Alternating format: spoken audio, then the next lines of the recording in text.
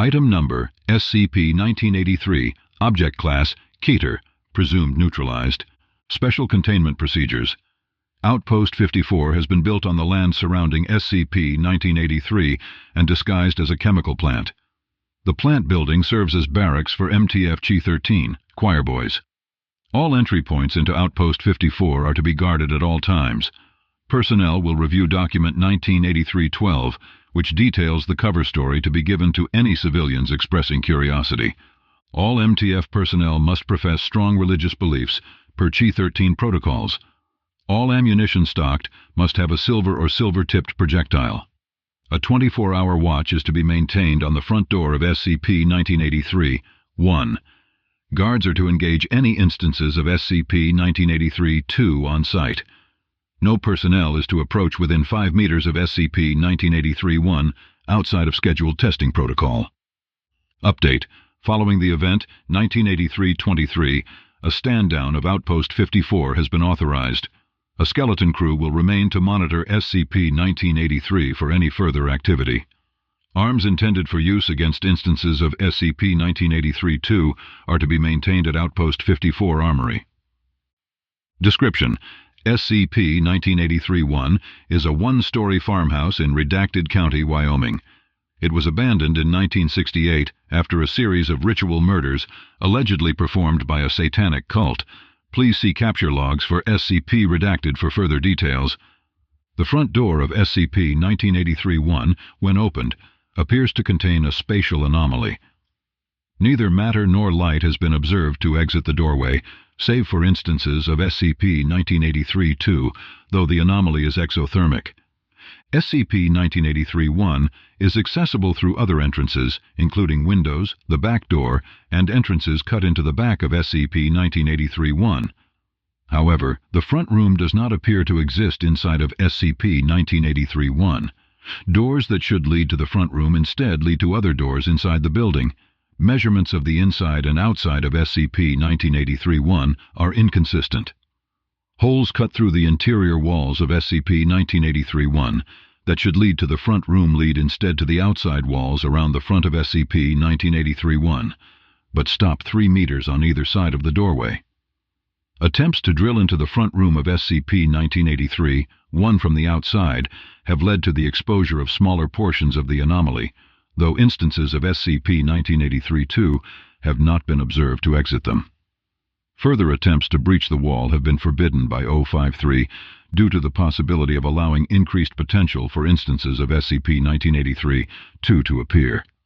SCP-1983-2 are bipedal creatures approximately 1.8 meters tall.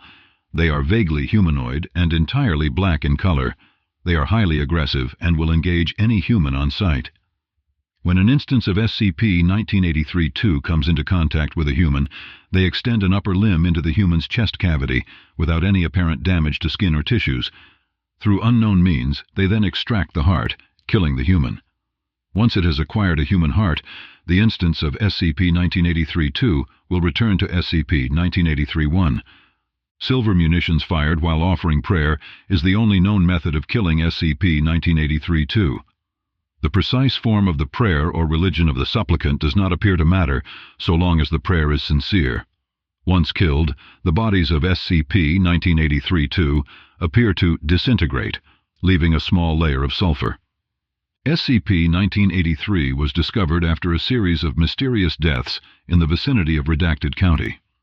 Foundation investigators encountered instances of SCP-1983-2 and were able to trace them back to SCP-1983-1. Addendum 1. A team from MTF-G13 was sent through the front doorway to attempt to investigate the anomaly. They did not return. However, shortly after they entered, the front door appeared, closing in the frame. No further manifestations of SCP-1983-2 appeared. Addendum 2. A second assault team entered SCP-1983-1 to determine the fate of the first assault team. They did not return. The door did not close. Shortly after new manifestations of SCP-1983-2 appeared, Agent Morris entered the doorway, which closed shortly after. Addendum 3. On May 23, 1989, D-1413-4 was given a closed-circuit camera tethered to a monitor by a 25-meter cord. He was instructed to examine as much of the area as he could and then attempt to return. Once through the doorway, feed from the camera was interrupted. The cord was pulled taut and then snapped. Several hours afterward, the anomaly in SCP-1983-1 disappeared.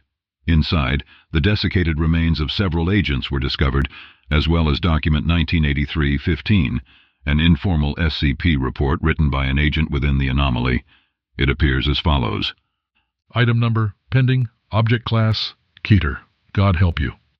Special containment procedures. You're going to die, you poor idiot. This isn't a threat. I'm Agent Barclay. I'm in the middle of this goddamn thing, and I'm telling you, if you're here, you're going to die. I'm probably already dead. So that's out of the way. Let's get to the containment procedures. There's really only one. Close the goddamn door. You aren't going to get back through there. You've probably already tried, but we know they can get out if they try hard enough. That's how we found this damn place. Hopefully you've already done that. I know we did once we gave up on getting out through there. If you didn't, then you go straight back and get that door closed. That is your only priority right now. You're going to die anyway. Might as well do some good before you're gone. Description. So, here's a story. Tell me if you've heard it before. The Foundation gets reports of trouble in bumfuck USA. Cattle and wildlife are dying mysteriously. Some people turn up missing. When a body shows up, autopsy finds the heart missing. Not cut out, not torn out, just gone. Empty space in the middle of the chest. They find some sort of pitch-black things floating around. Some brain at the Foundation has seen something like them before, figures out how to kill them. Silver bullets, and pray to God as you fire. Literally. For some reason that makes it work. Doesn't matter which God, but you damn well better mean it. I can't anymore. Not after seeing the nest. Anyway, Foundation figures out where it's all coming from. Some house in the middle of nowhere. No one's lived there in years. Not since yada yada, murder, cult, rituals, bullcrap. The main thing is, these things keep appearing out of the front door. A team goes in, and they never come back out. But then again, neither do the monsters. A sane person would say, good enough, keep an eye on it, kill anything that moves. But this is the Foundation. You're a tough agent from MTF whatever the hell. Maybe Sequer knows, maybe choir boys like me. You go bust down the door and run inside and that's it. You're screwed. The living room was bad enough. That's where they got O'Brien. They reached in and suddenly he keeled over and one of them took off with his heart in its claws, I guess. They're less distinct here. You probably noticed that. They're like shadows. Stay away from the light. I know that sounds stupid, but think about it. In the light, shadows are stronger. They have edges. When it's dark, they're indistinct. They can hardly touch you, and they don't see very well. I think they see by your shadow. I don't know. I'm just pulling at straws here, I'll be honest. You've probably tried going back out the door, but if you haven't, don't. It leads to some place even worse. There aren't any monsters, but Jones went too far from the house, and I swear to God he started to melt. Things started popping out of him, and all you need to know is he didn't make it back. That's when we closed the door. So we started moving through the house. We kept to the light at first before we wised up. 3 of us gone that way, but we got a pretty good picture of our surroundings. This place, it's big. It's not just the farmhouse. It's like they stole bits and pieces of a lot of places and stuck them all together. There's some bits that look like an apartment, some that look like a shopping mall, and even what I swear is a closet from my old high school. Same patterns on the tiles and everything. There's also bits that are made out of stuff. It's black, like the shadow things, and it's mostly in the well-lit places. If the lights go out, you can stick your hand through. I don't recommend it. That's how we lost Torres. Something grabbed him, pulled him through. The hole wasn't big enough for his head, but he still went through, eventually. So stay away from the light places, but watch your step when it's dark. Of course, there's no way out. We figured that out, too. Any door you find, it either just leads to another room in this nut house, or it leads out there, and it's pretty obvious we can't live there. So it's wait until you starve to death or one of those things gets you. Great bunch of choices, huh? There's one thing you can do. I couldn't go through with it, but maybe you can. It won't help you live, I don't think, but I think it's important. I'm pretty sure someone's going to have to, or these things are going to get out eventually. This place is stolen from lots of places.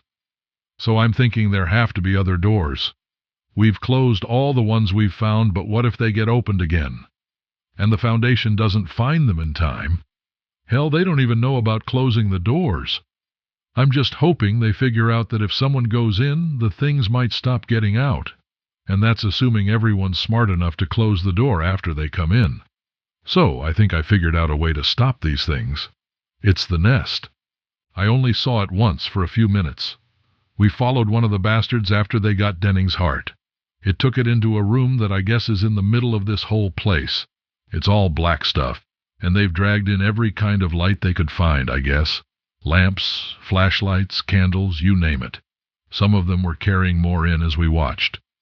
Anyway, at the middle, there's a big pile of hearts, just tossed in a heap, and torn open, everyone. They threw Denning's heart on the pile, and it started to beat, and then pulse, and then thrash around. Then it tore open, and one of those things pulled itself out. It shook itself, started to grow, and then went right to work. The gross thing is that, torn apart as they were, the hearts kept beating. I swear I felt a twinge in my own chest. There were shadows in the place. I don't mean the monsters, I mean real shadows, of people. Only there was no one there to cast them. They were coming from the hearts. A new one appeared at the same time as the hatching monster and started trying to pull away, but it couldn't. That was when I ran. I couldn't take it, you understand? I wasn't trained for this kind of crap. I heard the others behind me. I don't know if they were trying to stop me or if the bastards had spotted us, but we got separated. I found a nice dark closet, and I've been hiding in here since. I've been writing by penlight. I turn it off whenever I hear one of them getting close. It's worked so far. I can't go any further. I've got a few shots left in my gun, but I can't pray anymore, not and mean it. Not after I saw the nest. But you, if you've found this, you've got to be an agent too. Maybe you're stronger than I was. If you can, go in and destroy the nest. Destroy every last heart. If you do, maybe it'll kill them. It's the only thing I can think of. You'll probably die doing it, but you're dead anyway. So what's it matter to you how it happens? Me, I'm going to try and get this report back to the living room, which I hope is where you found it. Then, I'm going to make sure they can't use my heart to make another one of those things. Good luck. Morituri te salutant. SCP-1983 is presumed to have been neutralized by D-1413-4, who was posthumously awarded the Foundation Star, one of only 2 awarded to Class D personnel. Due to information contained in Document 1983-15, it is believed that the anomaly was not localized, as previously believed, and renewed resources have gone into attempting to locate similar incidents.